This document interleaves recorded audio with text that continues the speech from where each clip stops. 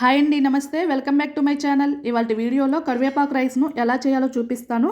దీన్ని morning time school బాక్సెస్లోకైనా లేదంటే lunch డిన్నర్లోకి ఈజీగా ఈ రైస్ రెసిపీని చేసుకోవచ్చు. ఇంక లేట్ చేయకుండా ఈ టేస్టీ అండ్ హెల్దీ కరివేపాకు రైస్ను ఎలా చేయాలో చూసేద్దాం. ముందుగా స్టవ్ ఆన్ చేసి ఒక ప్యాన్ పెట్టుకోవాలి.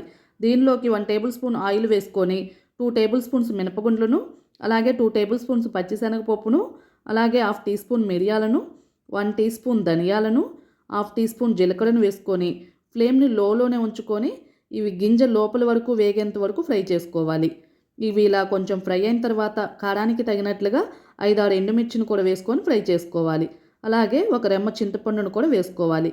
అలాగే 1 టీ స్పూను నువ్వులను, అలాగే 10 గార్లిక్ రెబ్బలను, ఇలా ఒక గుప్పెడి నిండుగా కరివేపాకును శుభ్రంగా వాష్ చేసుకొని వేసుకొని వీటిని ఫ్రై చేసుకోవాలి. ఇలా కరివేపాకు తడి లేకుండా బాగా పొడి పొడిగా ఫ్రై అయ్యేంత వరకు ఫ్రై చేసుకొని స్టవ్ ఆపేసి దీన్ని కంప్లీట్గా చల్లారనిచ్చి ఇలా ఒక మిక్సీ జార్లోకి ట్రాన్స్ఫర్ చేసుకోవాలి. మూత పెట్టేసి మిక్సీ పట్టుకోవాలి. మరీ ఫైన్ పౌడర్గా కాదండి, ఇక్కడ చూపించిన విధంగా లైట్ బరకగా కోర్సుగా గ్రైండ్ చేసుకోవాలి. ఇలా చేసుకోవడం వల్ల రైస్లో మనకి పలుకులు అక్కడక్కడ తగులుతూ ఉంటే ఫ్లేవర్ చాలా బాగుంటుంది. ఇక్కడ నేను 2 కప్స్ రైస్ను ఉడికించి తీసుకున్నాను.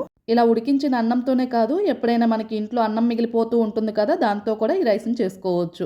మరలా స్టవ్ పైన అదే ప్యాన్ పెట్టుకొని 2 టేబుల్ స్పూన్స్ ఆయిల్ వేసుకొని 1 టీ స్పూను మినపగుండ్లను, 1 టీ స్పూన్ పచ్చిశనగపప్పును, 1/2 టీ స్పూన్ ఆవాలను, 1/2 టీ స్పూన్ జీలకర్రను, అలాగే 1/2 కప్పు పల్లీలను వేసుకొని లో ఫ్లేమ్లోనే వీటిని ఫ్రై చేసుకోవాలి. ఇలా పల్లీలు వేసుకోవటం వల్ల మనకి ఫ్లేవరు చాలా బాగుంటుంది. ఇలా 2-3 ఎండుమిర్చిని, అలాగే 10 జీడిపప్పు పలుకులను కూడా వేసుకొని ఫ్రై చేసుకోవాలి. అలాగే కొంచెం కరివేపాకును కూడా వేసుకొని ఇవి బాగా ఫ్రై చేసుకోవాలి. ఇవి ఇలా ఫ్రై అయిన తర్వాత దీనిలోకి 1/2 టీ స్పూన్ పసుపును, అలాగే కొంచెం ఇంగువను వేసుకోవాలి. ఇలా ఇంగువ వేసుకోవడం వల్ల రైస్కి మంచి టేస్ట్ అనేది వస్తుందండి.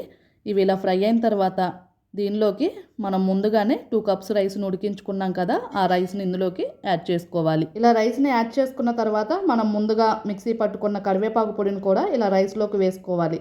అలాగే రుచికి సరిపడా ఉప్పును కూడా వేసుకొని ఫ్లేమ్ని హై ఫ్లేమ్లో పెట్టుకొని ఈ రైస్ని బాగా కలుపుకోవాలి. అన్నం మనం ముందుగానే ఉడికించుకుంటాం కదా, దానివల్ల రైస్ చల్లారిపోతుంది. ఇలా రైస్ని హై ఫ్లేమ్లో పెట్టుకొని టాప్ చేసుకోవడం వల్ల రైస్ త్వరగా వేడెక్కుతుంది.